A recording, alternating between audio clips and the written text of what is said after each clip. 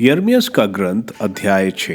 यरूशलेम का घेरा। बेन्यामीन की प्रजा, यरूशलेम से भाग जाओ, सुरक्षा के लिए भाग जाओ। तकोआ में तुरही बजाओ, बेत हेकेरेम में झंडा फहराओ, क्योंकि उत्तर दिशा से विपत्ति और घोर विध्वंस आने वाला है। मैं सियोन की सुंदरी सुकुमारी पुत्री का विनाश करूंगा। चरवाहे अपने झुंडों के साथ उसके विरुद्ध अभियान करेंगे। वे उसके चारों ओर अपने तंबू खड़ा करेंगे और अपने अपने हिस्से से अपनी भेड़ें चराएंगे। यरूशलेम से युद्ध की तैयारी करो, उठो, दोपहर में उस पर आक्रमण करो। हाय, दिन ढल रहा है और सांझ की छाया बढ़ती जा रही है। उठो, घोर रात में आक्रमण करें और उसके सुंदर भवन ढा दें।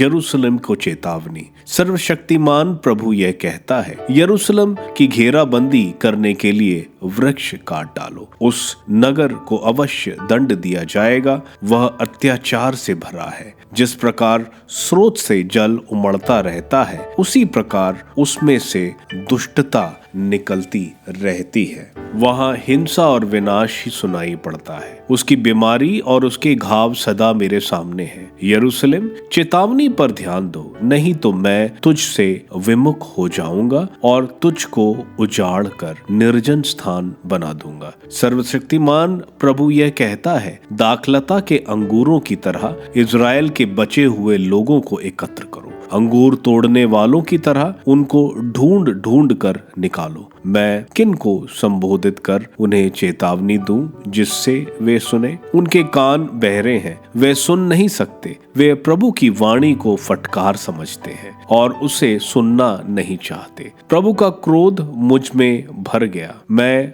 उसे अपने में बंद नहीं रख सकता। प्रभु यह कहता है, उसे गलियों में बच्चों को सुनाओ और नवयुवकों के दलों को, क्योंकि पुरुष और स्त्रियां, पके बाल वाले और वृद्ध, सब के सब बंदी बनाए जाएंगे। उनके घर, उनके खेत और उनकी पत्नियां दूसरों को दी जाएंगी, क्योंकि मैं देश के सब निवासियों पर अपना हाथ उठाऊंगा। यह प्रभु की वाणी है। छोटे और बड़े सब के सब अनुचित लाभ के लोभी हैं। नबी और याजक सब के सब कपटपूर्ण आचरण करते हैं। वे शांति शांति कहते हुए मेरी प्रजा के घाव भरना चाहते हैं, किंतु शांति कहाँ है? क्या उन्हें अपने आचरण पर लज्जा हुई है? नहीं, वे किंचित भी लज्जित नहीं है। वे यह भी नहीं जानते कि लज्जा क्या है, इसलिए दूसरों के साथ उनका भी पतन होगा। जब मैं उनको दंड दूंगा तो वे ठोकर खाकर गिर जाएंगे। यह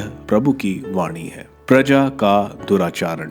प्रभु ये कहता है, चौराहे पर खड़े होकर देखो, परंपरागत पथों का पता लगाओ, सन्मार्ग पाकर उसका अनुसरण करो और तुमको शांति मिलेगी। किंतु वे कहते हैं, हम उस पर नहीं चलेंगे। मैंने तुम लोगों के लिए पहरेदार नियुक्त कर दिए, जिससे वे तुरही बजाकर तुमको सचेत करें। किंतु वह कहते हैं, हम ध्यान नहीं देंगे। इसलिए राष्ट्रों, सुनो और जान लो कि उन पर क्या बीतेगी। पृथ्वी सुनो, मैं इस प्रजा पर विपत्तियां भेजूंगा। मैं इसे विश्वासघात का फल दूंगा, क्योंकि यह मेरे कथन पर ध्यान नहीं देती और मेरे आदेशों का तिरस्कार करती है। शेबा से लाए हुए लोबान या दूर देश से प्राप्त सुगंधित द्रव से मुझे क्या? मैं तुम्हारी होम बलियां नहीं चाहता, तुम्हारे चढ़ावों में मेरी कोई रुचि नहीं। इसलिए प्रभु यह कहता है, मैं इन लोगों के मार्ग में रोड़े अटकाऊंगा,